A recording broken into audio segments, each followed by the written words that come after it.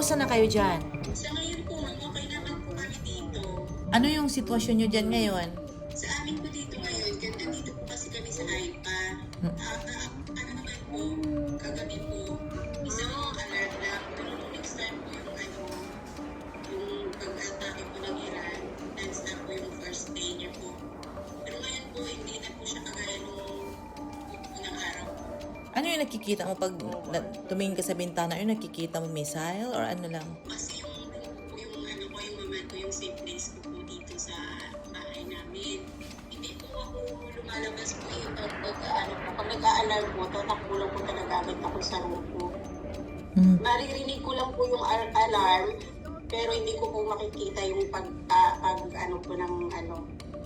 pagpapadala po ng Iran. So, hindi ka natatakot? Natatakot din po. Ano pa din po yung natatakot ka rin nakakaramdam po. Pero, paano ka lang po sa instruction po? Kasi nagbibigay na po agad sila ng instruction po. Nagme-message naman po agad. Yung safe place ba para malaman lang ng mga nakikinig sa'yo? Ano yung ibig sabihin noon? Ito po yung shelter po siya, mamad po siya. Ito po yung pag in case po na matamaan po yung building ninyo, pag nandun ka po sa safe place na yun, hindi po kayo mapapaano po.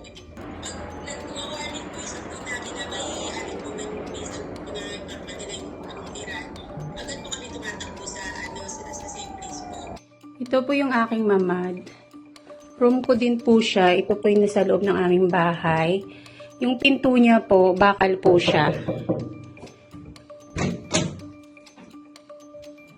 Yan po, bakal. Pag nag-siren na po, pag may warning na po, pag may message na po yung home front command namin, dito lang po kami tumatakbo sa safe place po namin, sa mamad po namin.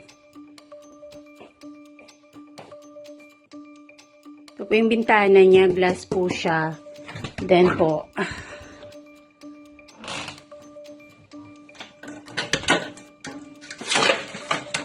may bakal ulit siya.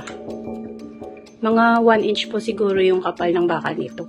Hindi po ito madaling mabuksan. Matigas po siya. Ito po yung aming shelter. Mamad kung tawagin. Kasi nandito lang po siya sa loob ng bahay namin. Uuwi ka ba? Kami po alam naman po namin na safe po kami. Mas okay naman po kami dito. Parang hindi pa po kami talaga nagdi-decision po na uuwi. Dito po kasi parang sila po kasi sanay na po sila eh. Tapos sinisecure naman po nila. Sinasabi naman po nila na everything is fine. Parang ganun na lilitas din po. Ano yung mga panawagan mo sa ibang family dito na takot kasi Israel nga, takot na takot sila? Anong masabi mo sa kanila? Huwag po silang mag-alala kasi okay naman po kami dito. Lagi na po nila kami isama sa prayer nila na maging safe po kami dito kasi okay naman po kami dito. Hindi naman kagaya po nababalita. Minsan po may mga fake news po na sobra po na